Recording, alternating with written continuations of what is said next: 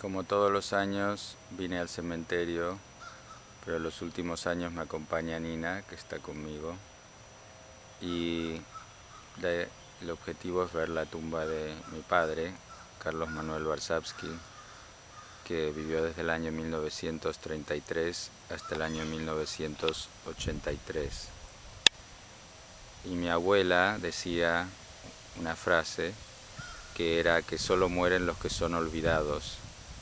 Y siempre me acordé de eso y quería hacer un vídeo contando la historia de mi padre, también pensando en mi hermana Paula Warszawski y en todos los familiares Warszawski. Mi padre nació en Buenos Aires y sus padres, mi abuela era una ama de casa pero muy educada, de familia judía, muy enganchada con el estudio, y su padre, mi abuelo David Warszawski, era un empresario que hizo bastantes cosas en su vida, pero que también murió muy joven como mi padre, también de un ataque al corazón. Mi abuelo tenía una especie de empresa que vendía materiales de construcción en Liniers y parece que le iba muy bien. Yo no lo conocí, pero tenía una avioneta y tenía un cine y tenía una estancia. Y mi padre tuvo una infancia acomodada, pero él se buscó su vida, se fue al Colegio Nacional Buenos Aires, que era difícil de entrar y estudiar ahí, y se consiguió una beca para ir a la Universidad de Boulder y después a la Universidad de Harvard, y estudió física y astronomía, y se recibió en el año 1960, cuando nací yo, y él tenía 27 años, de físico, astrónomo, doctor en Harvard o PhD, con la especialidad de radioastronomía. Pero lo que se le ocurrió a mi padre era convencer a la National Science Foundation de que financien la construcción de un radiotelescopio en Argentina.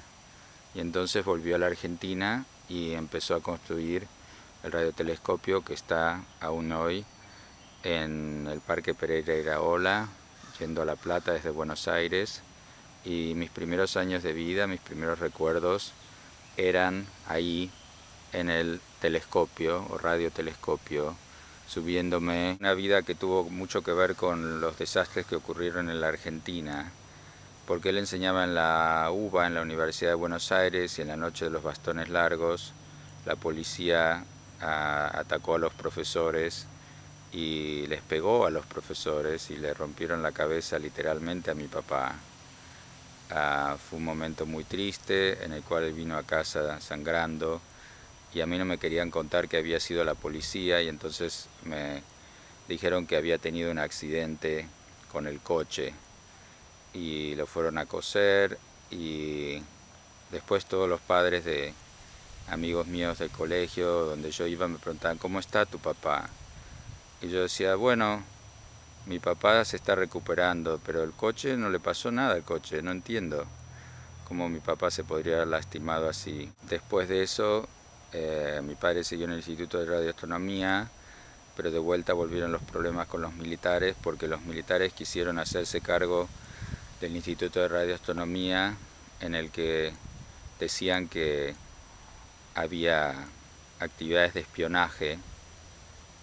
Los militares argentinos también eran antisemitas y desconfiaban de cualquier judío que dirigiera algo. Y entonces al final lo despidieron a mi padre de ahí y se quedó sin trabajo. Pues en ese momento Manuel Madanes, que era uno de los empresarios más exitosos de la Argentina y que tenía una empresa que se llamaba FATE, lo tomó como gerente de nuevos proyectos. Y ahí mi padre empezó una carrera diferente que tenía que ver con la creatividad, pero la creatividad en la empresa.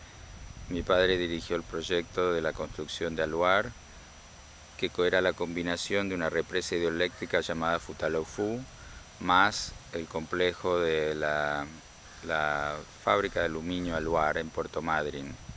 Durante esos años yo pasé muchos de mis vacaciones viajando por la Patagonia, que conozco muy bien, cruzando la provincia de Chubut y yendo desde el mar hasta la cordillera donde está Futaleufú, o a los desastres de la Argentina. Los militares volvieron al poder en los años 70 y empezaron a matar gente indiscriminadamente, gente que no tenía nada que ver, como mi primo David Varsavsky, que tenía 17 años y fue secuestrado y asesinado por los militares argentinos, lo que hizo que nos tuviéramos que escapar de la Argentina. Ya no se sabía nada. Si a un chico de 17 años lo podían llevar en medio de la noche del barrio de Belgrano y tirarlo desde un avión en el medio del mar, bueno, todos tuvimos mucho miedo, y como mi padre tenía una reputación ya establecida, el senador Moynihan del estado de Nueva York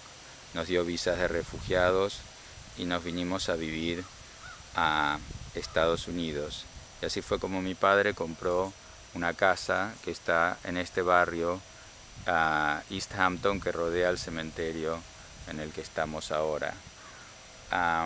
Entonces vinimos a Estados Unidos, pero en condiciones muy difíciles, porque bueno, mi padre volvió a ser profesor y él en ese momento se había casado de vuelta con una mujer que tenía 4 hijos, así que éramos 6 chicos en total.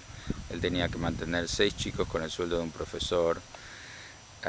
Volvimos a tener una condición económica muy precaria, y ahí fue cuando yo empecé a hacer todo tipo de trabajos mientras era estudiante en New York University. Mi padre enseñaba en New York University, y luchamos todos para salir adelante.